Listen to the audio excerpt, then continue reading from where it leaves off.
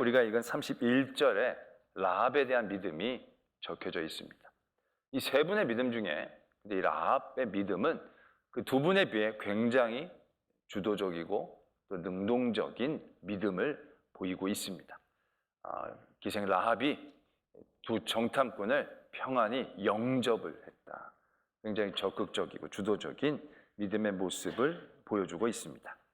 정말로 이 믿음의 명예 전당이라고 하는 11장에도 있고 마태복음 1장에서도 적혀있는 몇 안 되는 여성분 중에 한 분, 이분이 이제 라합이라는 얘기죠. 근데 이 라합이 어떤 출신을 갖고 있느냐? 이제 우리가 살펴보겠지만 여리고성 사람입니다.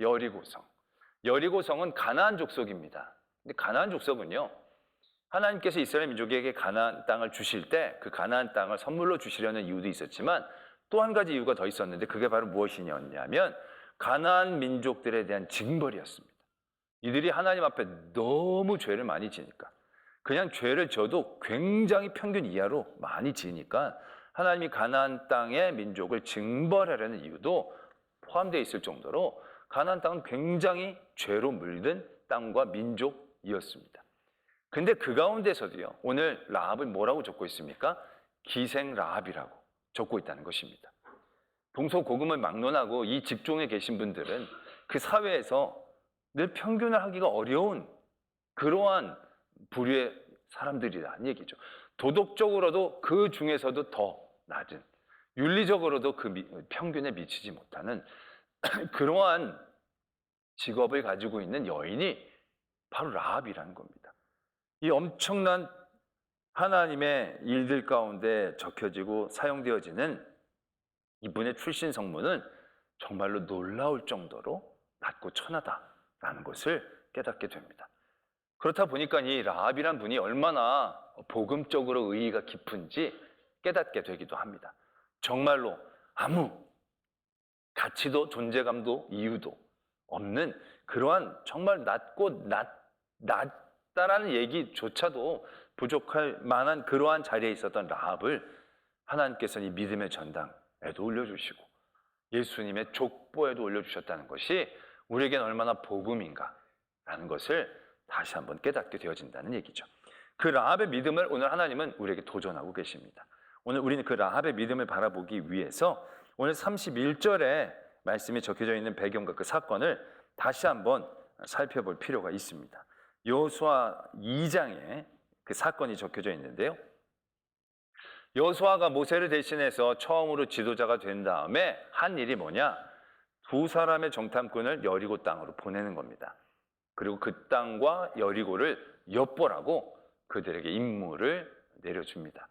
그래서 두 정탐꾼이 여리고성을 향하여 갑니다. 그 여리고성에 들어가서 제일 처음에 들어갔던 집이 이 라합의 집입니다. 그래도 그럴 것이 이제 기생이었다 보니까 아마 외가 사람들이 드나들기 어렵지 않은 곳, 아마 여각을 할 수도 있었을 것이고요. 아마 외가 사람들이 들어오기에 부담이 없는 그 집이었기 때문에, 또한 라합의 집이 성벽에 있었기 때문에 아마 그 집으로 이 두 정탐꾼은 자연스럽게 들어갔던 것 같습니다. 그런데 이 정탐꾼이, 원래 정탐꾼은 스파이 아닙니까? 그 스파이는 위장과 변장을 잘해야 되는데 이 두 정탐꾼이 좀 어리숙했던 것 같습니다. 들어가자마자 걸립니다. 성에 들어가자마자 사람들이 보고 왕에게 가서 바로 알립니다. 정탐꾼이 왔다고. 이 사람들에게만 걸린 게 아니라 라합의 눈에도 딱 보게 들어오는데 정탐꾼 이렇게 적혀 있었던 것 같아요. 그 라합이 미리 이 두 정탐꾼을 숨겼다 이렇게 적고 있는 거 보면 이 정탐꾼이 어디 좀 어리숙, 이게 어떻게 보면 라합에게는 어떻게 보면 더 복음적인 그런 현상이었겠지만 하여튼 어리숙해서 걸렸습니다. 그래서 왕이 군사를 라합의 집에 보냅니다. 라합의 집에 군사들이 들어닥치면서 그 사람을 내놓아라 이렇게 얘기를 합니다. 그랬을 때 라합이 이렇게 얘기합니다. 그 사람들이 내게 왔는 건 사실인데 그 사람들이 어디서 왔는지 나는 알지 못하고 그들이 지금 어디를 갔는지 나는 모르고 어둑할 때 돼서 성문 쪽으로 갔는데 지금 따라가면 잡을 수 있을 것 같기도 하고 이런 식으로 얘기를 합니다. 그때 군사들이 의심하지 않고 그걸 믿습니다. 그리고 바로 쫓아가게 되죠. 쫓아가고 난 다음에 성문이 닫힙니다. 그리고 나서 이 라합이 숨겨놨던 그 옥상으로 올라갑니다. 3대 밑에 두 사람을 숨겨놨는데 그 사람들을 놓고 이렇게 얘기를 합니다. 여호와께서 이 땅을 너에게 주신 줄 내가 아노라. 우리가 너희를 심히 두려워하고 이 땅 주민들이 다 너희 앞에서 간담이 녹나니 이는 너희가 애굽에서 나올 때에 여호와께서 너희 앞에서 홍해 물을 마르게 하신 일과 너희가 요단 저쪽에 있는 아모리 사람의 두 왕 시온과 오게에게 행한 일 곧 그들을 전멸시킨 일을 우리가 들었음이니라. 우리가 듣자 곧 마음이 녹았고 너희로 말미암아 사람이 정신을 잃었나니 너희 하나님 여호와는 위로는 하늘에서도 아래로는 땅에서도 하나님이시라. 그러므로 이제 청하노니 내가 너희를 선대하였은즉 너희도 내 아버지의 집을 선대하도록 여호와로 내게 맹세하고 내게 증표를 내라. 이렇게 부탁을 합니다. 그랬더니 이제 두 정탐꾼이 한 가지 조건을 제시를 하죠. 누설하지 않으면, 이제 우리가 나가는데 마음이 바뀌어서 우리를 고발하지만 않는다면 너희는 선대함을 받을 것이다. 그래서 라합이 그 창문에다가 밧줄을 만들어서 내려서 그 두 사람을 도망가게 해줍니다. 도망가게 해주면서 작전을 짜줍니다. 지금 바로 너희 진영으로 가다 보면 너희를 찾으러 갔다가 돌아온 사람들과 마주칠 수 있으니까 산으로 들어와서 3일 동안만 숨었다가 그 다음에 돌아가면 좋겠다. 이 두 정탐꾼이 감동을 먹은 것 같습니다. 그래서 다시 얘기합니다. 우리가 여리고성으로 올 때 너희들은 빨간 밧줄을 우리를 내린 이 창에다 내려놔라. 그러면 이 문 안에 있는 모든 너희들의 가족들은 보호를 받을 것이다. 그러나 문 바깥으로 나가서 사고를 당하면 그건 우리와 상관이 없는 일이 될 것이다. 이런 얘기를 하고 이 정탐꾼들은 무사히 돌아갔던 그 사건들이 여호수아 2장에 적혀져 있습니다. 자, 이 사건을 통해서 우리는 라합의 믿음을 발견할 수 있죠. 그 모든 소식을 듣고 라합은 이 하나님이 진짜 참 하나님이다 라고 고백하고 그 일들을 받아들였다라는 것입니다. 이게 굉장히 높이 평가할 만한 일이다라는 얘기죠. 그러면서 우리가 다시금 눈여겨봐야 될 한 대목이 있습니다. 바로 뭐냐면 이 31절에 보면 이렇게 적혀져 있습니다. 라합이 정탐꾼을 평안히 영접하였으므로 순종하지 아니하는 자와 함께 멸망하지 아니하였다. 이렇게 적고 있습니다. 순종하지 아니하는 자와 함께 멸망하지 않았다. 여기서 순종하지 않는 자는 여리고성 사람들을 의미한다고 합니다. 근데 저는 이 부분에서 왜 여리고성 사람들을 이렇게 표현했을까라는 생각을 해보게 됩니다. 왜냐? 여리고성 사람들은 대적이잖아요. 이제 곧 멸망당할 사람들이에요.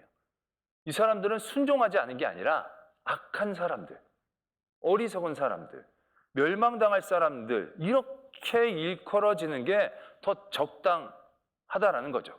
순종은 어느 정도 알고 있는 사람들이 말을 안 들을 때 순종하지 않는다라고 하는 거지, 전혀 모르는 사람들한테는 그런 말 잘 안 쓰잖아요. 우리가 금요일 날 온기 좀 오라 그럴 때 안 오는 분들, 여기서 지금 들었는데 안 오는 분들을 순종 안 한다 그러지, 그때 저 밖에서 산으로 뛰쳐나간 사람들한테 그 사람들한테 순종 안 한다고 얘기는 안 해요. 그렇잖아요.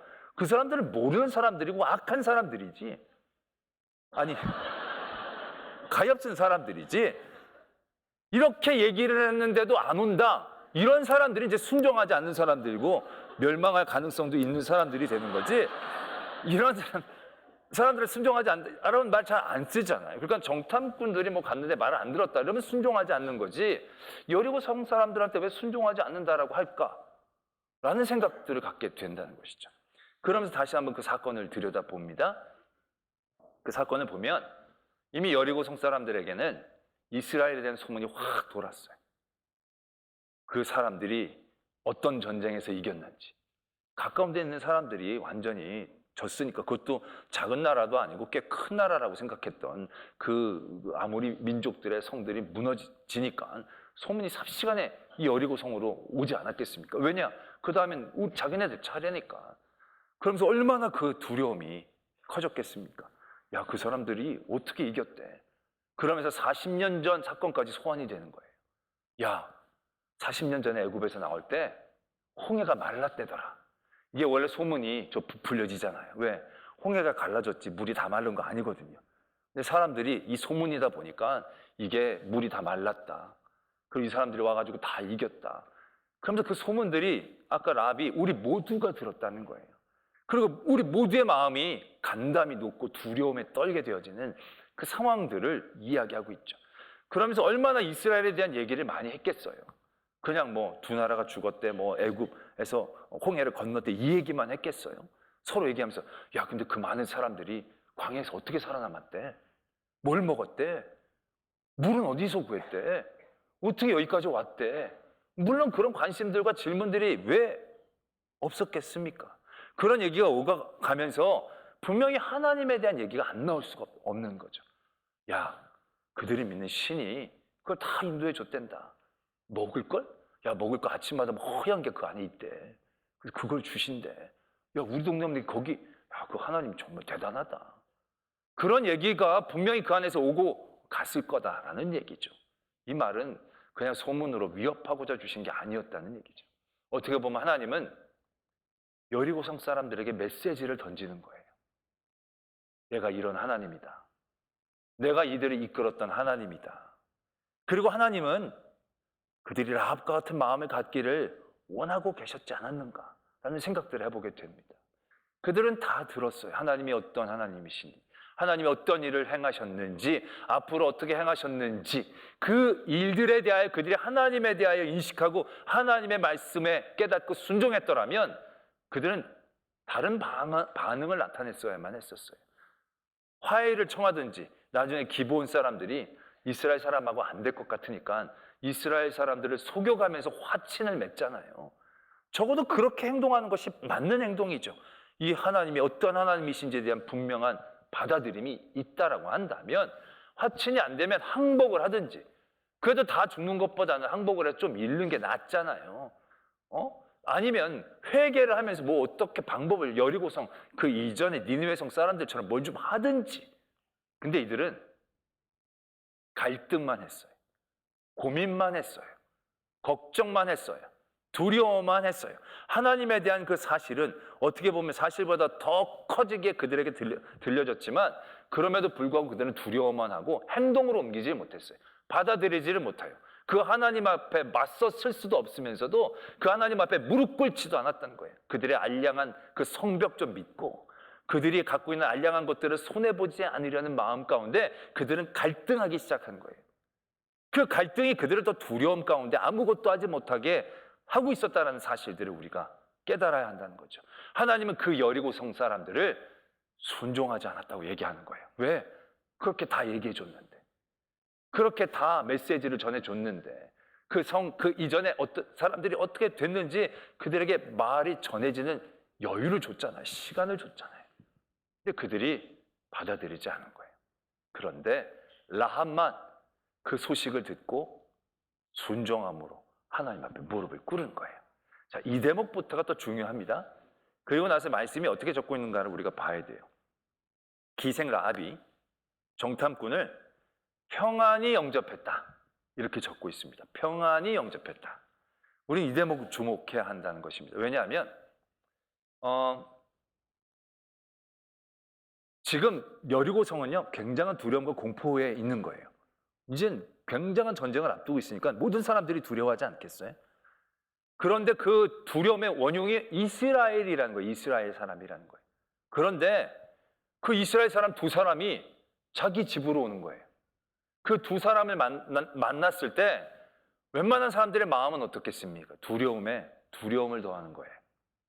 갈등에 근원이 자기 집으로 돌아오는 거예요. 이거 어떻게 해야 되나? 이걸 고발을 해?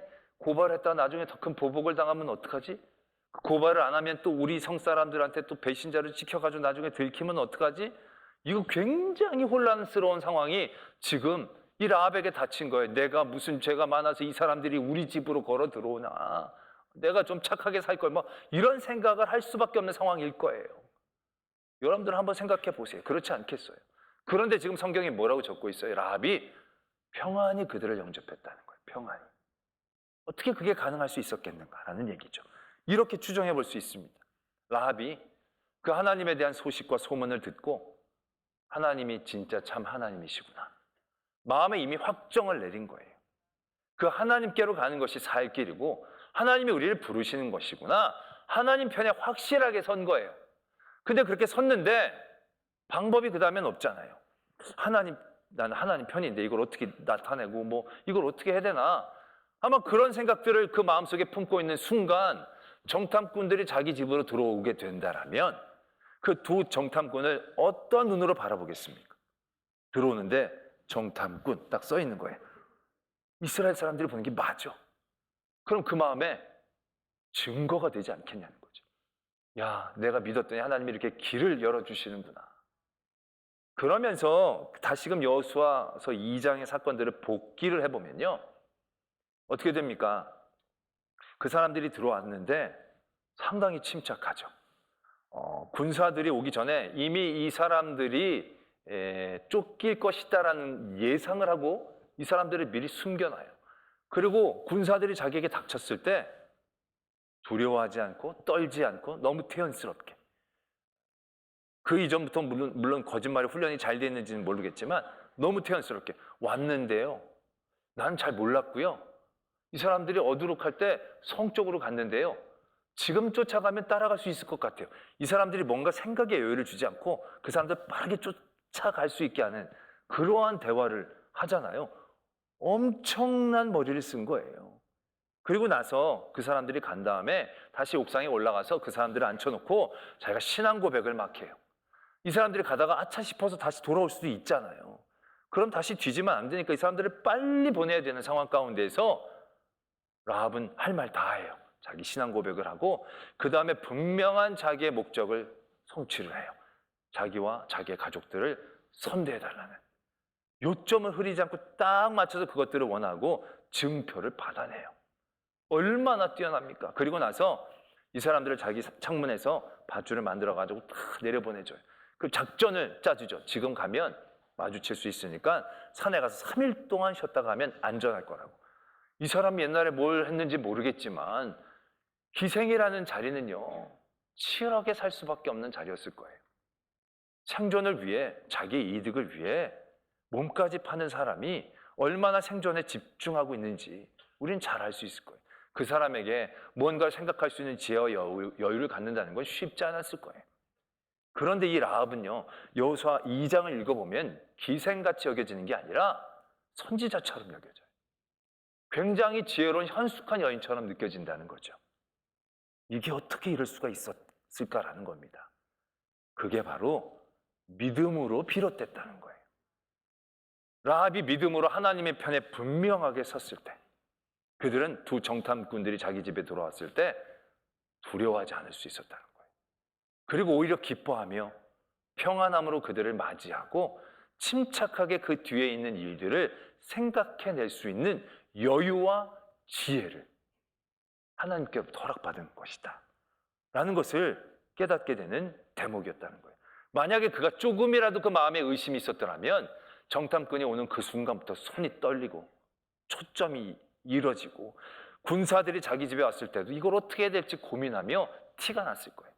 그러나 라합은 확실하게 하나님의 편에 섰을 때 하나님이 그에게 지혜와 여유를, 평안함을 주셨다는 것을 오늘 우리는 다시 한번 깨닫게 되어진다라는 것이죠. 예수님께서 요한복음 16장 33절에 제자들에게 이런 말씀을 주십니다. 너희들에게 내가 이 말을 이르는 것은 내 안에서 평안을 누리게 하려 함이라. 세상에서는 너희가 환난을 당하나 담대해라. 내가 세상을 이기었노라. 이런 말씀을 주십니다. 그럼 32절에 무슨 말씀을 하셨냐? 내가 이 말을 한 것은 어떤 말을 해주셨느냐 하면 32절에 이렇게 적혀져 있습니다. 보라, 너희가 다 각각 제 곳으로 흩어지고 나를 혼자 둘 때가 오나니 벌써 왔도다. 어떤 때를 말하는 것입니까? 이제 그 예수님 잡히시던 때를 말하는 거예요. 그 잡히시던 때에 엄청난 환란이 그들에게 닥쳐지게 되는 거죠. 그들은 예수님을 떠나 도망가게 될 거고 예수님은 혼자 남겨질 거예요. 엄청나게 두렵고 무서운 순간들이 다가오는 거예요. 그런데 이 두렵고 무서운 순간들을 예수님이 바꿔주시는 거예요. 평안으로 바꿔주시는 거예요. 어떻게 해요? 이 일들은 이미 예고되어졌던 일임을 얘기하고 계시는 거예요. 이 일들이 어떤 일이 생기는 게 아니라 갑자기 생기는 게 아니라 하나님의 섭리와 계획 가운데에 와야 할 것이 온 것뿐이다라는 것을 그들에게 알려주는 거예요. 너희들에게 환난이 닥칠 거야. 너희들에게 어려움이 닥칠 거야. 근데 이거 지금 내가 얘기한 거야. 새롭게 온 게 아니고 없던 게 생긴 게 아니라 당연히 올 게 온 것뿐이야. 이걸 모르는 사람들에게 이거는 문제 위에 문제이고 위기 위에 위기일 것이지만, 이걸 아는 사람들에게는 위기 가운데 찾아오는 하나님의 증거가 되고 위기 가운데 찾아오는 하나님의 구원의 길이 될 거야. 너희가 쫓겨다닐 때 이제 하나님의 일들이 시작되는구나. 너희가 붙잡혔을 때 이제 하나님의 완성 단계가 이루어지는구나. 그걸 너희들이 알게 될 것이다 라는 걸 가르쳐주고 계시는 거예요. 라합에게 정탐꾼은 구원이었고 하나님의 증거였다라는 겁니다. 그러나 믿음이 없는 사람들에게 정탐꾼은 위기였고 문제였고 환란이었을 것입니다. 그 정탐꾼들이 자기 집에 오는 것은 끔찍한 일이었을 것입니다. 그러나 하나님 앞에 분명한 믿음을 가지고 하나님의 일들을 기다렸던 라합에게 정탐꾼은 구원의 밧줄이었듯이 예수님께서도 제자들에게 미리 말씀하시는 거예요. 예수님이 제자들에게 환난 당하지 않을 거야. 너희들은 문제가 없을 거야. 너희는 고통도 없을 거야 라고만 얘기하셨더라면 그 다음에 만나는 고통과 환난은 진짜 문제가 될 겁니다. 그러나 예수님은 우리에게 환난이 임할 것임을 말씀하셨다는 얘기죠. 우리에게 적그리스도가 나타날 것임을 예고하셨다라는 얘기예요. 마지막 때에 믿음으로 어려움과 탄압을 받을 것임을 이미 예고하셨다라는 얘기예요. 그때 우리가 분명한 믿음의 편에 선다라고 한다면 그 문제와 위기, 나를 찾아오는 두 정탐꾼은 문제가 되지 않을 거예요. 그런데 우리 마음이 갈등과 고민 가운데 있게 된다면 이것은 정말로 우리에게 심각한, 간담이 녹을 만큼 어려운 문제로 다가오게 될 것이다 라는 얘기죠. 초대교회 성도들, 그들에게는 환난이 임했습니다. 극심한 고통이 그들 앞에 있습니다. 그들 앞에 오늘 하나님은 라합의 믿음을 얘기하십니다. 그는 기생이었고 아무런 여유도 없었고 생각이 깊은 사람도 아니었을 테이고, 근데 그 기생 라합이 그 집에 찾아온 두 정탐꾼을 평안히 맞이했던 그 믿음을 보아라. 너희들에게 다가오는 환난, 고난 없던 게 아니지 않느냐. 예수님께서 이미 다 말씀하신 그들이 오는 것이다. 그들은 두 정탐꾼처럼 너에게 찾아온 것이다. 그 환난을 평안으로 맞서기를 원하느냐? 그럼 라합의 믿음을 가지라는 거예요. 모든 것이 하나님이 하신 일이고 하나님의 편에 확실하게 쓸 때 내 조그만 이익을 놓치지 않기 위해 내 알량한 성벽을 믿고 갈등하며 고민했던 여리고성 사람들은 순종하지 못한 사람들로 멸망의 길로 간 거예요. 그러나 그런 것들 다 내려놓고 온전하게 하나님의 편에 섰을 때 그 다음에 찾아오는 모든 것들은 하나님의 약속이고 증거이고 계획이고 복받을 줄로 믿습니다. 섭리인 줄로 믿습니다. 예수님이 잡히시고 고난당하시고 죽임을 당하셨습니다. 얼마나 끔찍한 일입니까? 엄청난 고난, 고통의 일이라고 다 우리가 받아들이지 않습니까? 그런데 그 일이 우리에겐 그렇게만 다가오진 않잖아요. 하나님의 일들이 시작이 되는구나. 하나님이 이제 이루시는구나. 이제 하나님의 승리가 멀지 않았구나. 그래서 예수님은 너희가 환난을 당하나 담대하라. 이 환난은 두 정탐꾼 같은 거야. 이제 하나님의 일들이 임했고 이루어질 것이고, 그리고 세상을 이기신 예수 그리스도의 승리의 편에 설 수 있도록 든든히 담대히 그 자리에 서라 라고 말씀하고 계시는 것입니다. 오늘 문제와 환난과 고통과 고난 앞에 평안하기가 쉽지 않습니다. 그것이 두려우니까요. 우리에게서 무엇인가 뺏을 것 같아 보이니까요. 그 두 정탐꾼 같은 존재로 받아들이셔야 합니다. 두 정탐꾼은 어떤 누구에게는 심각한 스파이였고 그들의 것을 빼앗을 아주 무서운 천병이었지만 라합에게는 그렇지 않았듯이 우리에게 다가온 모든 환난과 고난과 고통도 그런 하나님의 주장 가운데, 섭리 가운데 있는 정탐꾼처럼 받아들이게 된다라고 한다면 오늘은 모든 그들을 평안으로 대하며 평안 가운데 우리에게 주신 지혜와 여유와 담대함으로 능히 예수 그리스도의 승리에 함께 설 수 있는 저와 여러분들이 되어질 줄로 믿습니다.